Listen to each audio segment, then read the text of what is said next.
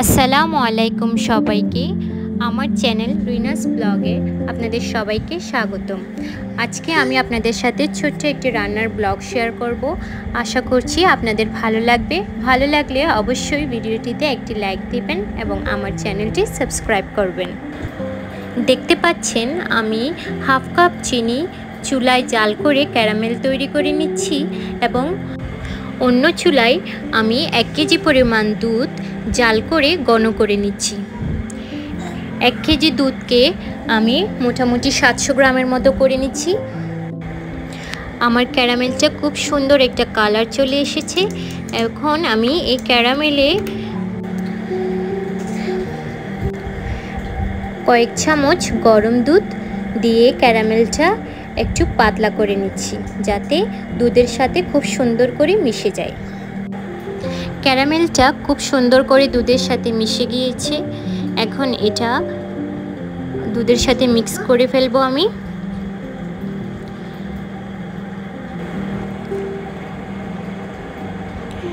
আমি এখন ক্যারামেলটা দুধের সঙ্গে মিক্স করে ফেললাম।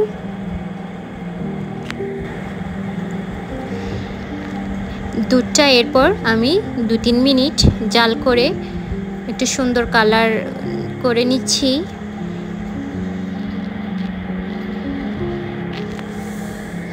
এই যে দেখতে পাচ্ছেন খুব সুন্দর একটা কালার চলে এসেছে।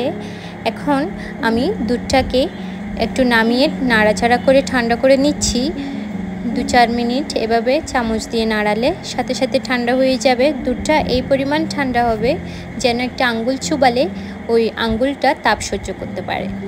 এখন আমি 3 চা চামচ টক দই ভালো করে ফেটিয়ে নিয়েছি, সেটা আমি সম্পূর্ণটা দুধের মধ্যে দিয়ে দিচ্ছি। এই যে আমি দুধটা চেক করে নিলাম, দুধটা মোটামুটি গরম আছে।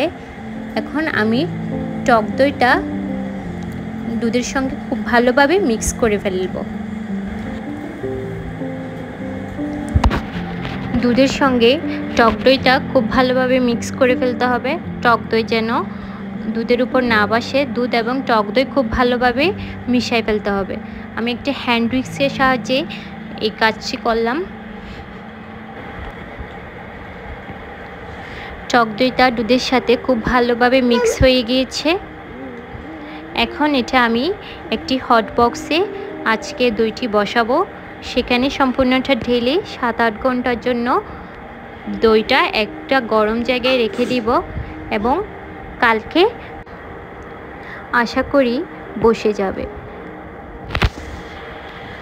আমি হট বক্সে 1 চা চামচ পরিমাণ টক দই চারপাশে মিক্স করে আগে থেকে রেখে দিয়েছি। এখন ওই বক্সে আমি দইয়ের মিশ্রণটা ঢেলে দিচ্ছি।